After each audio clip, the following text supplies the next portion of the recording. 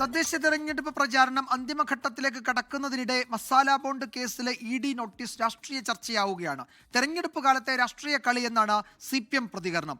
ED നീക്കം ഫലം കാണില്ലെന്ന് ചൂണ്ടിക്കാട്ടുന്ന പ്രതിപക്ഷം മസാല ബോണ്ടിന് പിന്നിലെ മറ്റു താല്പര്യങ്ങൾ കൂടി പുറത്തുവരേണ്ടതുണ്ട് എന്നാവശ്യപ്പെടുന്നു. മസാല ബോണ്ട് ഇടപാടിൽ വിദേശ നാണയ വിനിമയ ചട്ടങ്ങൾ ലംഘിച്ചുവെന്ന നിഗമനത്തിലാണ് ഇഡി അഡ്ജുഡിക്കേറ്റിംഗ് അതോറിറ്റി കിഫ്ബി ചെയർമാനായ മുഖ്യമന്ത്രിക്കും മുൻ ധനമന്ത്രി ഡോക്ടർ തോമസ് ഐസക്കിനും നോട്ടീസ് അയച്ചിരിക്കുന്നത്.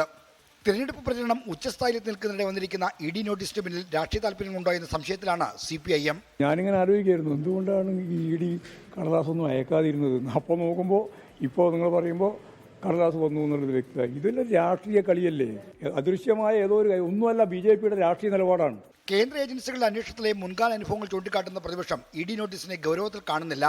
എന്നാൽ മസാല ബോണ്ട് വാങ്ങിയതാര്, ലാവ്ലിൻ കമ്പനിയുമായി ബന്ധമുണ്ടോ തുടങ്ങിയ ചോദ്യങ്ങൾ കോൺഗ്രസ് നേതൃത്വം ഉന്നയിക്കുന്നു. ഇതിപ്പോൾ ലോക്കൽ ബോഡി ഇലക്ഷൻ നടക്കുന്നതിന്റെ ഒരു 10 ദിവസം മുമ്പ് നോട്ടീസ് അയച്ചിരിക്കുന്നതും CPMനെയും മുഖ്യമന്ത്രി ഒന്ന് പേടിപ്പിക്കുന്നതിന് വേണ്ടിയിട്ടാണ്, അല്ലാതെ ഇഡി ഒന്നും ചെയ്യില്ല.